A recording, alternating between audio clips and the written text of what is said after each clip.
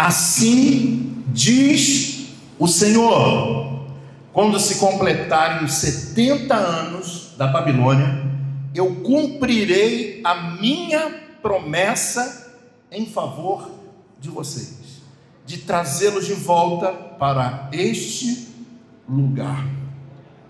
Porque sou eu que conheço os planos que tenho para vocês, diz o Senhor. Planos de fazê-los prosperar, recebe essa palavra, e não causar dano, recebe essa palavra. Plano de dar a vocês esperança, receba essa palavra, em um bom futuro. Então vocês clamarão a mim, virão orar a mim, e eu os ouvirei. Vocês me procurarão e me acharão quando me procurarem de todo o coração. Eu me deixarei ser encontrado por vocês, declara o Senhor, e os trarei de volta do cativeiro. E que todos digam amém. Hoje eu quero falar sobre os pilares da restauração. É muito interessante entender o que significa a restauração, porque muitas das vezes nós pedimos para Deus restaurar alguma área da nossa vida, mas quando chega o tempo, nós não sabemos o que fazer, por onde começar. A Bíblia, no capítulo 29, o profeta Jeremias, que pré-anunciava o cativeiro ao povo de Judá, estava dizendo: olha, vocês vão ser levados para um lugar distante, se não me ouvirem. E durante muito tempo que o profeta profetizou para eles, eles não ouviram. Mas mesmo assim, eles indo para a Babilônia, eles andando cerca de 600 km, de onde eles estavam até o reino da Babilônia, que ficava na Mesopotâmia antiga, e ficar cativos aos babilônicos, morando, servindo, tendo contato com os deuses pagãos da Babilônia, que não eram poucos. E Deus falou para eles: vocês vão ficar 70 anos, mas eu cumprirei a minha promessa e vou trazê-los de volta. Todos nós que estamos aqui, estamos debaixo de uma palavra de restauração. Estamos debaixo de uma palavra que Deus quer restaurar algo na nossa vida, que Deus quer devolver um tempo que nos foi roubado. Muitos de nós que estamos aqui, algum tempo da nossa vida nos foi roubado, seja na infância, seja na adolescência, seja no período que você está vivendo, debaixo de tanta pressão durante tantos anos. Satanás está tentando roubar o seu tempo de ser feliz, o seu tempo de viver tudo aquilo que Deus prometeu e o que você sonhou, o que você tem buscado, o que você tem clamado, o que você tem orado. Terça-feira vai ser o culto do desmanche. Vai ser o culto que Satanás vai perder o poder sobre os teus parentes, sobre o teu amigo. Foi uma semana difícil essa, você não tem ideia. Por quê? Porque diante de tudo aquilo que nós sabemos que Deus vai fazer, vão se levantar as retaliações para que não aconteça. Satanás, ele o tempo todo vai criar pressões de onde você menos imagina, situações de onde você menos pensa que possa acontecer, justamente para fazer você duvidar de que um dia você será restaurado. Deus é tão lindo que está dizendo para esse povo que não disse para mim nem para você. Ele disse para eles: vocês vão, mas vão voltar. Muitos de nós entramos em períodos de prova, entramos em períodos de dificuldade, e Deus não fala qual é o tempo que vai voltar. Nós apenas estamos clamando e acreditando nessa palavra, que Ele nos fará achá-lo. Então é mais ou menos aquela brincadeira de pique-esconde de criança de 2 anos, que ela fica parada achando que o outro não está vendo. É mais ou menos assim que Deus está. Ele está se permitindo ser visto por mim, por você. Nós vamos clamar e Ele vai ouvir, e Ele vai devolver um tempo de esperança, Ele vai devolver um tempo de prosperidade, e Ele vai devolver um tempo de santidade, Ele vai devolver um tempo que nós perdemos procrastinados, desanimados, na vida sem esperança. esse tempo vai chegar para você. Diga, eu recebo essa palavra. Não, assim não recebe nada. Tem que receber a palavra, você tem que encher a boca. E eu não sei se tem um homem aqui para fazer como o pastor Rubem hoje, dar uns pisão no chão e diga, eu recebo essa palavra. Eu recebo. Faltou o pisão no chão. Isso. É assim que a fé atua.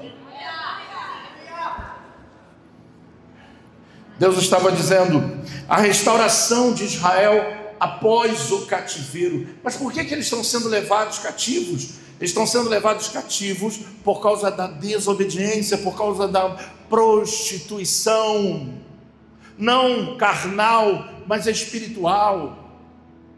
Envolveram Deus juntamente contra os deuses. Eles prostituíram o reino. Eles tinham inimizades. Eles tinham problemas entre eles mesmos. Eles entravam no templo, levantavam as mãos, adoravam com os lábios, mas não com o coração.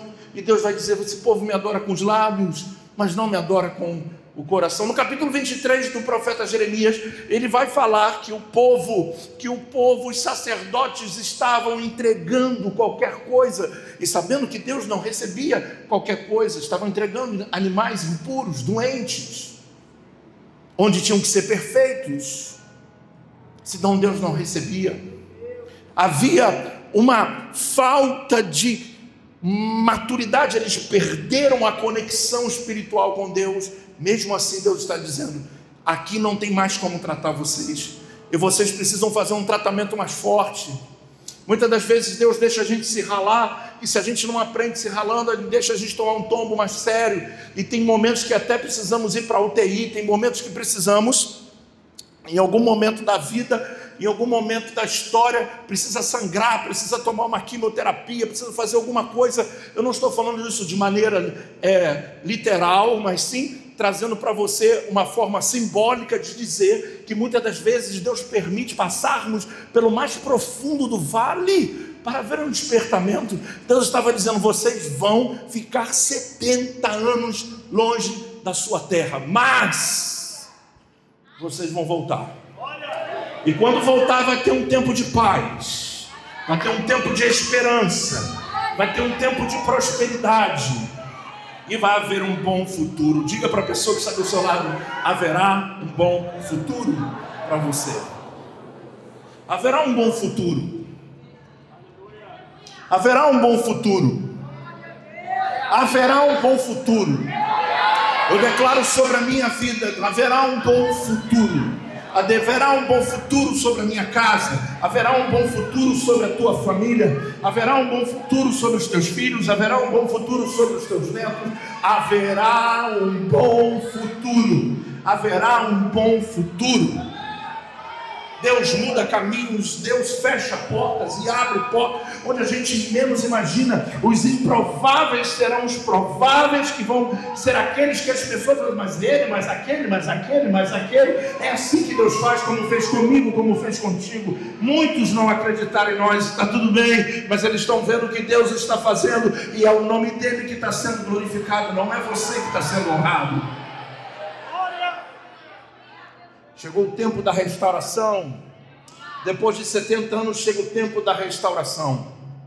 E a ordem que Deus determina seria não uma restauração qualquer, mas existem 3 áreas que na volta, quando eles voltam para Judá, eles teriam que ter princípios de restauração. A primeira, a restauração do altar e do templo. Tudo começa na restauração da sua vida espiritual. Deus jamais vai começar a restaurar você financeiramente primeiro. Ele vai restaurar o teu relacionamento com Ele. Aí vai entrar a figura de Zorobabel. Depois vai haver a restauração da adoração do templo, da lei sendo trazida de volta, da ministração da palavra de Deus. E essa ministração veio através de Esdras. E depois, por último, seria a restauração dos muros, que foi feito por Neemias. Esses 3 pilares, eles refletem o que Deus quer restaurar também em nossas vidas, trazendo a restauração do altar, a restauração da adoração e a restauração dos muros. Nós podemos dizer a restauração da presença, a restauração de princípios e a restauração da proteção. Se não houver esses 3 pilares, nós estamos ou começamos de maneira errada. Não adianta o tempo da restauração acontecer, não adianta Deus abrir uma porta da restauração se você não sabe como começar a restaurar. A questão não era mais os 70 anos que já havia se passado. Agora a questão era: o que eu vou fazer voltando para a minha terra? Quais são os princípios? Porque quando eles chegam em Judá, está tudo destruído.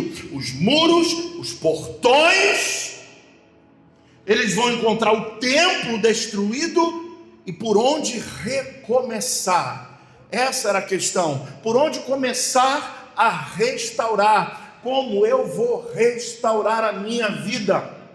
Deus pode criar um tempo de restauração para você. Deus pode criar oportunidades para que você restaure. Mas se você não tiver princípios para isso, você não consegue. O povo vai começar de maneira errada. Eles vão começar a restaurar os muros. Para eles, os muros eram mais importantes. Eles restauram os muros. Em 52 dias o milagre acontece, todos os muros e portões são restaurados, glória a Deus por isso.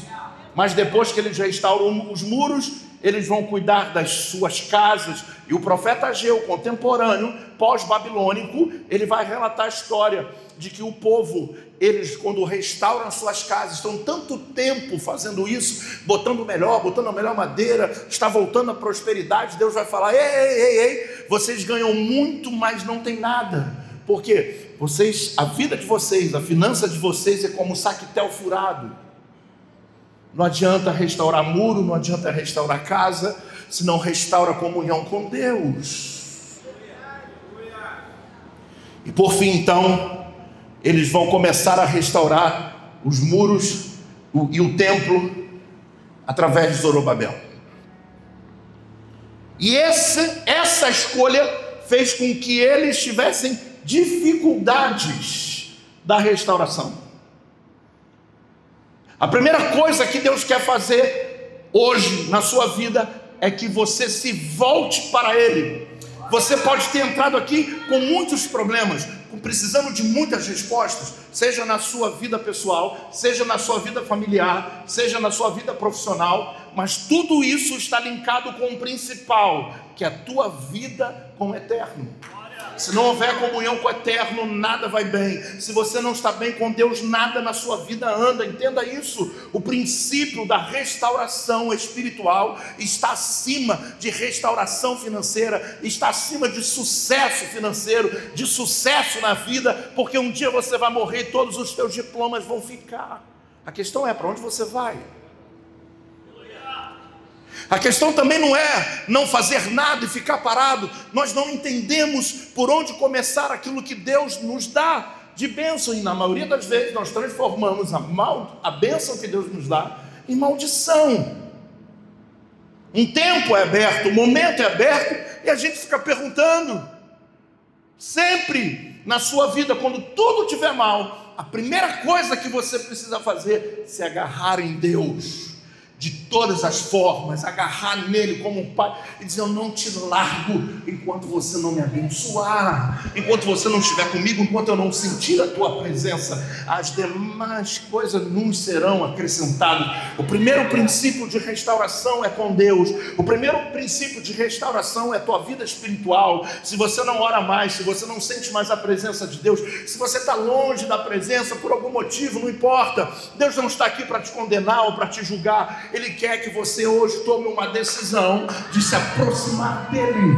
É o tempo de você se aproximar do Eterno, porque Ele quer restaurar a sua comunhão. Ele está aqui hoje em cima do altar dizendo assim: eu não estou brincando mais de pique-pega. Olha o que está acontecendo. Deus falou: eu me deixarei ser encontrado. Ele está aqui se deixando ser encontrado por você, para que você se volte para Ele. Esse é o primeiro princípio da restauração. Se encher do Espírito Santo, se encher da presença dEle, entrar num culto para adorar, e você ter disposição para levantar as mãos, ainda que esteja todo desabando. Eu estou com comunhão com o Eterno. Ninguém entende, o mundo não entende, as pessoas não entendem como podemos ter relacionamento com Deus quando não temos nada em casa para comer, quando não temos muitas das vezes o dinheiro da conta para pagar. Eles não entendem, porque eles são materialistas. O padrão é desse mundo, mas o nosso padrão não é desse mundo. Paulo falou: não vos volteis ao padrão do mundo, mas renovai a vossa mente e seja transformado pela renovação dela. Eu quero dizer para você nessa noite: o Espírito de Deus está aqui te chamando. Ele quer entrar de novo aí dentro, Ele quer encher você, Ele quer te ativar, Ele quer te dar graça, Ele quer te dar conhecimento, Ele quer te dar esperança de um bom futuro.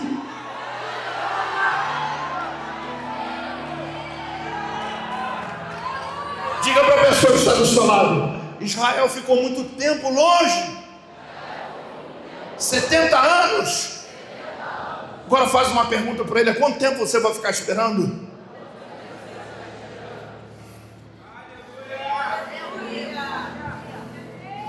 É interessante observar, e pega essa aqui que essa é forte.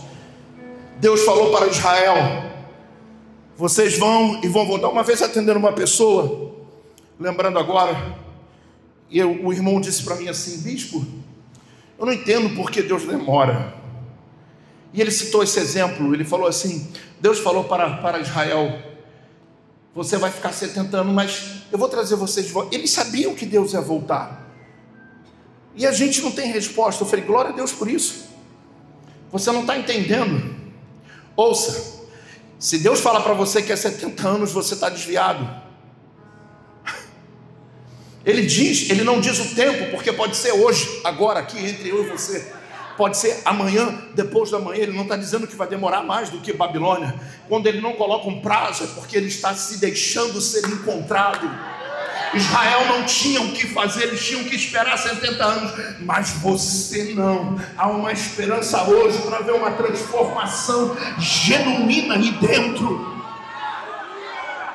Nós estamos nos tornando uma igreja fora da curva, porque ninguém mais prega sobre isso, ninguém mais fala sobre esse assunto. Não se enche mais tempo sem entretenimento, sem um coffee break, sem um lugar sem um lugar de VIP, até porque não tem ninguém para botar na área VIP.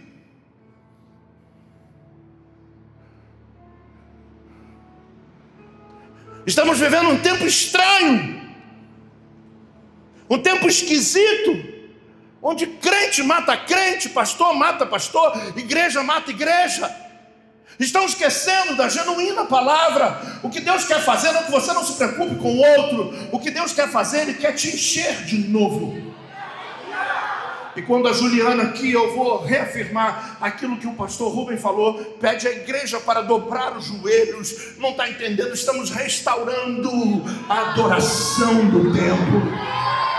Há muito tempo que a igreja não ajoelha, há muito tempo que a gente não ajoelha dentro do templo. Somos tão prepotentes que quando chegamos na igreja botamos a mão no bolso, achando que naquele lugar está qualquer pessoa ali dentro. Ali dentro está o Rei dos Reis. Eu não posso botar minha mão no bolso, porque quando vai para um show para Lady Gaga, ninguém põe a mão no bolso, fica parado, nego pula, nego se rasteja, nego morre, fica histérico. E quando chegamos na igreja, se converte, o cara fica mudo, ele gasta o dinheiro com bebida, com mulher, com cigarro, se converte, não dá uma oferta. A restauração da adoração precisa acontecer na igreja.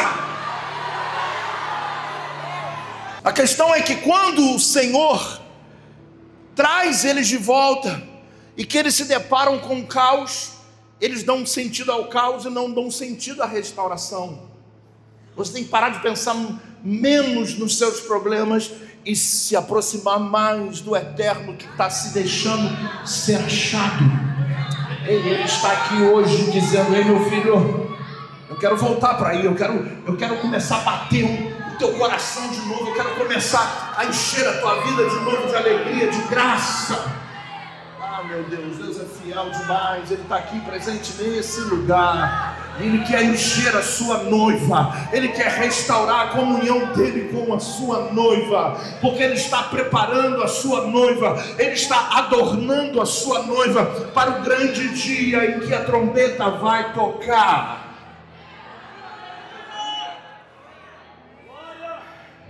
Aleluia. Diga glória a Deus. Diga glória a Deus. Coloca para mim Esdras 3, por favor. De 1 a 3, eu quero que você participe comigo, que você leia comigo. Quando chegou o 7º mês e os israelitas já estavam nas suas cidades, o povo se reuniu com um só homem em Jerusalém. Então Jesua, filho de Josadaque, com seus parentes sacerdotes, Zorobabel, filho de Seatiel, com os seus próprios parentes, começaram a construir o altar do Deus de Israel, para nele sacrificarem holocaustos, conforme o que está escrito na lei de Moisés, homem de Deus. Apesar do receio que tinham dos povos ao redor, construíram um altar sobre sua base, e nele sacrificaram holocausto ao Senhor, tanto os sacrifícios da manhã como da tarde. Ei, crente, não existe cristianismo sem sacrifício. Quando voltamos à restauração do templo, era para que houvesse os sacrifícios, e os sacrifícios eram aquilo que ligavam aquele povo a Deus. Eles tinham segurança. O muro estava levantado, eles tinham as suas casas, mas não tinham a proteção divina, eles não tinham o eterno com eles. Agora Zorobabel, ele vai começar a reconstruir o templo, junto com um sacerdote chamado Jesua, ou Joshua, que é a mesma coisa, vai começar a levantar o templo que estava destruído. Nabucodonosor fez 3 deportações. Primeiro levou os sábios, levou os ricos e levou os magistrados para a Babilônia. Depois veio levar aqueles que tinham profissão. E por último, levou mulheres, crianças e todo o resto do povo. E pela última vez que ele leva o povo para a Babilônia, ele destrói tudo, ele taca fogo em tudo. A Bíblia diz que os judeus, quando voltam, eles vão dizer assim: uau, ainda sentimos o cheiro da fumaça. Não literal, mas eles estão vendo o caos. A tua vida pode estar um caos porque você está longe. Eles esperavam que quando voltasse estaria tudo pronto, a cidade bonita, tudo preparado. Não, a restauração exige sacrifício.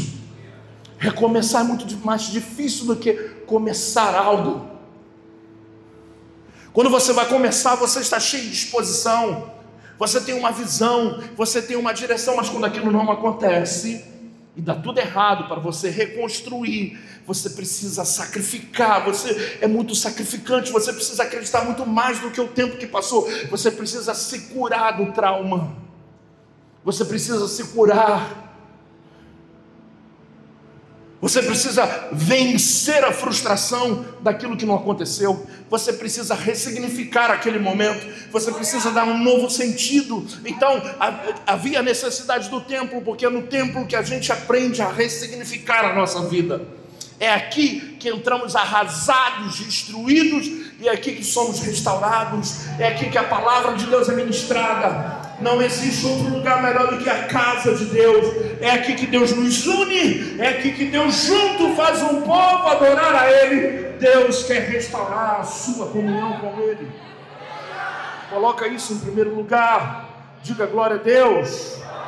Diga glória a Deus. Vamos continuar. Versículo 4. Depois, de acordo com o que está escrito, celebraram a festa das cabanas com um número determinado de holocausto prescrito para cada dia.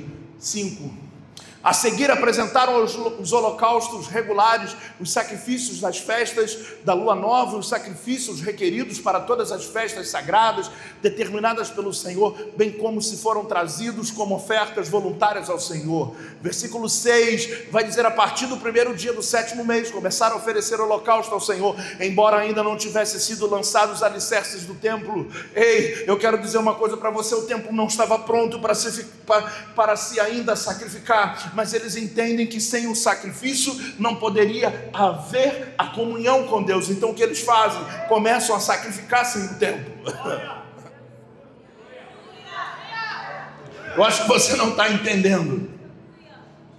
Eles gastaram muito tempo levantando o muro e construindo suas casas. Agora não tinha mais tempo para construir o templo para adoração. Tinha que ser corrido. Por isso que eu digo: coloca isso em primeiro lugar. Coloca os alicerces, levanta o teu altar, entrega os teus sacrifícios, e aí então tu vai ter força para levantar muro. Tu vai ter força para restaurar a tua vida secular, a tua vida familiar, a tua família. O problema é que a tua família, você já desistiu dela, porque a tua vida com Deus não funciona. O problema não é ele, o problema não é ela. O problema é que o teu altar precisa ser restaurado. Para de botar a culpa no marido, para de botar a culpa na mulher. Assume a tua restauração com Deus. Quando tu se levantar diante do Eterno, Ele irá abençoar a tua casa, porque a Bíblia diz que haverá um bom futuro.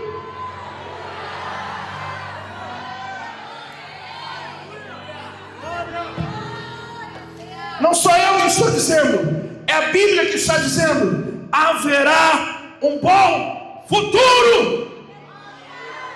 Tem que haver sacrifício, tem que se negar. Muitas das vezes no casamento tem que se anular. Muitas das vezes você tem que dizer: está tudo bem, eu preciso aceitar, eu preciso me negar, eu preciso negar a minha vontade de entender qual é a sua. Nós estamos vivendo na superficialidade, queremos que o outro seja o que a gente quer que seja. Ninguém vai ser o que você quer, cada um é cada um, e o que você precisa é buscar o Eterno. As demais coisas lhe serão acrescentadas. Mas bicho, eu estou entregando o currículo, a porta não abre. Começa a vir todos os cultos para ver se não abre.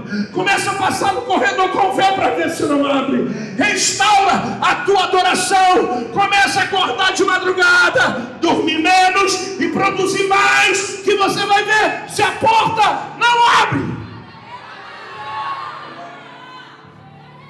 Acabou o tempo da moleza, é tempo de sacrifício. Estamos vivendo num mundo globalizado. Enquanto você está pensando se vai voltar a estudar, tem muita gente se formando na tua frente. Seja inteligente. Amanhã você reativa a tua vida, reativa a tua escola, a tua faculdade, e deixa de ser bobo. Tem que haver sacrifício. Mas eu não tenho dinheiro. Vende bolinho, vende salgadinho e vai até o fim naquilo que você se propôs a fazer. Sem sacrifício não tem vitória. Sem sacrifício não tem esperança, não tem prosperidade. Não adianta levantar muro, não adianta ficar aqui botando o sol na peneira, não adianta receber uma dose do Espírito no domingo e terça-feira está vazio. Você tem que cansar dessa vida, você tem que se encher de Deus de tal maneira que o diabo e o mundo pode desabar, mas ninguém pode roubar aquilo que está dentro de você.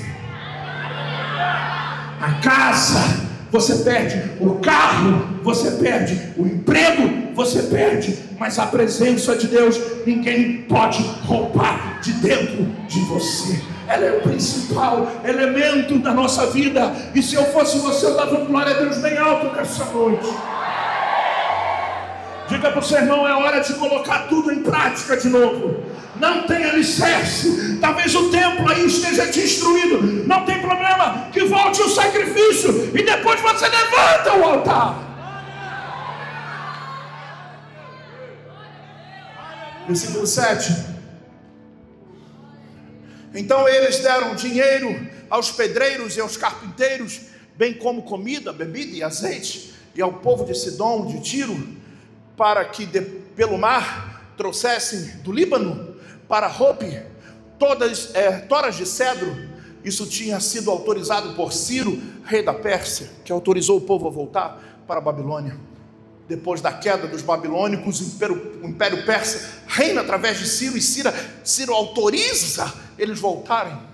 No segundo mês do segundo ano, depois de chegarem ao templo de Deus em Jerusalém, no segundo mês do segundo ano, já tinham passado 2 anos, eles estavam com tudo em dia, menos o seu relacionamento com Deus. Como é que você espera que tudo aquilo que Deus tem abençoado e feito na sua vida dê certo?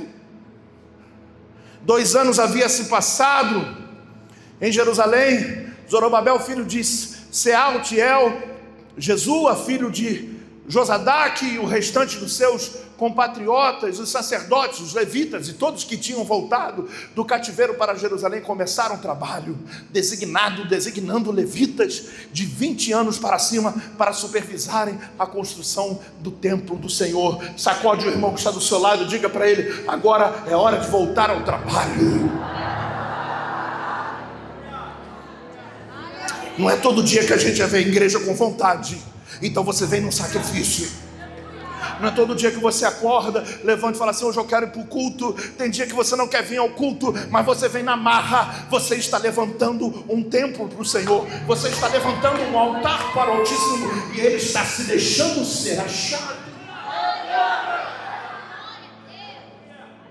Se você passar amanhã na rua, está a placa dizendo Igreja Missionária Vida Nova. Depois da manhã, Igreja Missionária. Qual é o problema? É você que não vem. Vem quando pode, quando dá. Está trabalhando muito, parabéns. Olha a sua família se afundando e você não está percebendo. O que adianta dinheiro no bolso se você não tem família restaurada? Fotinha de Instagram é muito bonito, mas dentro da nossa casa só a gente sabe qual é a realidade. Não se iluda com fotinha bonitinha de todo mundo, porque eu também posto. E se eu postasse um dia eu e ela brigado, vocês vão ficar chocados, que vão ver os dois assim.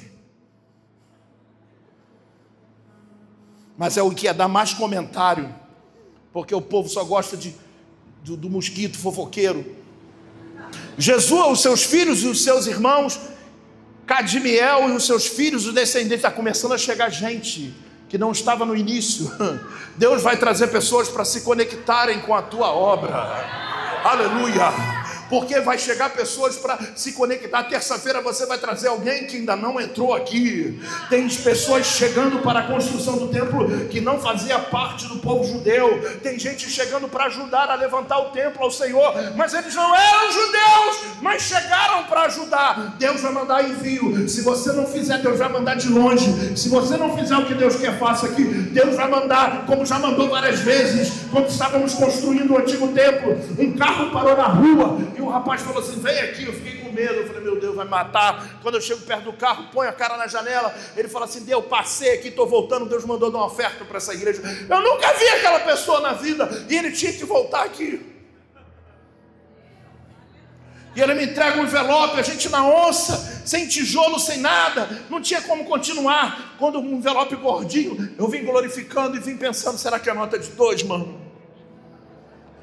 E quando eu cheguei aqui, eu fui contar, tinha 5 mil reais, entenda isso. Uma pessoa que eu nunca vi. Quando você não se permitir ser usado por Deus, não se iluda. Deus não precisa de você. Acho que a pior coisa é Deus se sentir que Deus não precisa do seu dinheiro. Eu me sentiria um lixo. Desculpa falar isso. Porque eu não quero que Deus conte comigo só para pregar. Eu não quero que Deus conte comigo só para orar pelos enfermos. Eu quero que Ele conte comigo, que eu esteja pronto para entregar o meu sacrifício. Sem sacrifício não tem altar. Sem altar não tem comunhão. Sem comunhão não tem restauração. E vai chamar todo mundo lá. E os levitas uniram-se para supervisionar os trabalhos. O pastor Felipe fez muito isso aqui, supervisionar os que trabalham no templo de Deus. Versículo 10. Quando os construtores lançaram os alicerces do templo, os sacerdotes com as suas vestes e as suas trombetas. Agora o negócio está sério.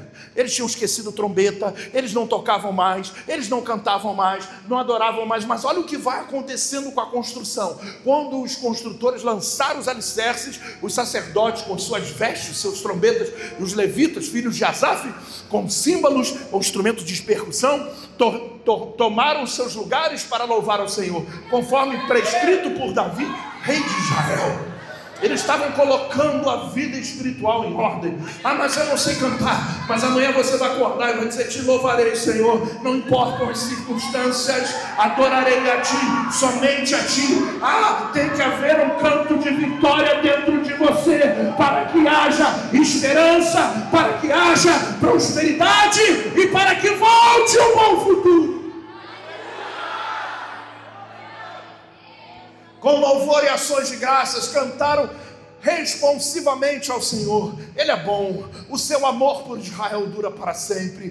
Todo o povo louvou ao Senhor. Ninguém estava preocupado com o muro, ninguém estava preocupado com casa. Agora eles estavam em adoração.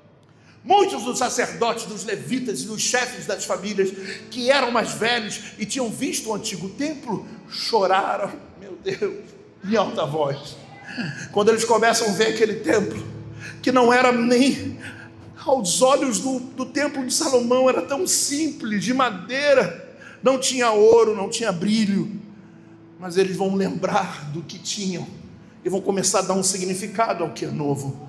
Choraram em alta voz e viram o lançamento dos alicerces desde o templo. Muitos, porém, gritavam de alegria. Ninguém gritou de alegria quando terminaram a construção do muro. Ninguém gritou de alegria quando terminaram a construção da casa. Mas gritaram de alegria quando terminaram a construção do templo. Existe glória que você dá mais aqui para Deus, em sentir a glória de Deus, do que nas suas conquistas pessoais. Entenda, Ele é o primeiro, Ele é o meio e Ele é o fim. Ele é o alfa e Ele é o ômega. Eu não sei se tem alguém aqui disposto a gritar e dizer: glória a Deus. Versículo 13. Não era possível distinguir entre o som dos gritos de alegria e o som do choro, pois o povo fazia tanto barulho que o som era ouvido de longe. Agora eles estão no êxtase da adoração. Começaram devagarinho. Zorobabel lá mandando vir a madeira que vinha do Líbano, que vinha de cima, do norte, tentando chegar. Vamos reconstruir. Alguém decide: vamos esperar nada, vamos começar a sacrificar. Quando eles começam a sacrificar, eles começam a sentir a presença, porque é uma restauração. Eles estavam 70 anos longe do eterno. Imaginam o grito de um chorando, porque quando Deus visita, uns choram, outros gritam, outros pulam, outros rodam, outros gemem. Mas o importante é: o barulho não pode parar. O barulho significa que Deus está presente no meio do seu povo. Era tanto barulho que ninguém conseguia. Olha, tanto barulho que o som era ouvido de longe. Os inimigos de longe estavam assim: o que eles estão fazendo agora que está todo mundo feliz, alegre? Estão chorando, sentindo, se derramando, estão dobrando o joelho na hora do louvor. Você está louco? Não existe mais igreja nenhuma que faz isso. Se alguém entrar num templo e dobrar o joelho, vem outro falando: levanta, que não tem esse hábito não. Nós estamos vivendo um tempo de apostasia, de frieza, de fraqueza. Nunca se viu um crente tão fraco nos dias atuais, de pessoas tão desanimadas nos dias atuais, que precisa de alguma coisa acontecer para ficar animadinho. Mas o que faz a gente ficar animado na vida é quando temos comunhão com Deus. Tudo começa, sabe como? Muitas das vezes quando estamos no nosso lar, ninguém está vendo, no nosso carro, começa a tocar um louvor, e aquele louvor começa a entrar no seu coração, e quando você vai observar, você já está chorando, e você está se derramando, você não quer nem olhar para o lado, porque está todo mundo te olhando, e você está sentindo a glória de Deus. Algo inacreditável está acontecendo. Você está vivendo a dor, mas ao mesmo tempo está vivendo a alegria da presença do Espírito Santo. Ele está aqui dizendo assim: me acha, eu estou aqui para você me achar, eu quero você de volta. Tem algumas pessoas que entraram aqui hoje que Ele quer entrar de novo. Ele quer fazer morada. Ele quer despertar você para a restauração. Não comece a querer restaurar a sua vida pelas coisas naturais. Não é assim que funciona. Restaura a sua comunhão com Deus. As demais coisas Ele vai abrir, Ele vai fazer, e você só vai entrar por um novo e vivo caminho que Ele nos preparou.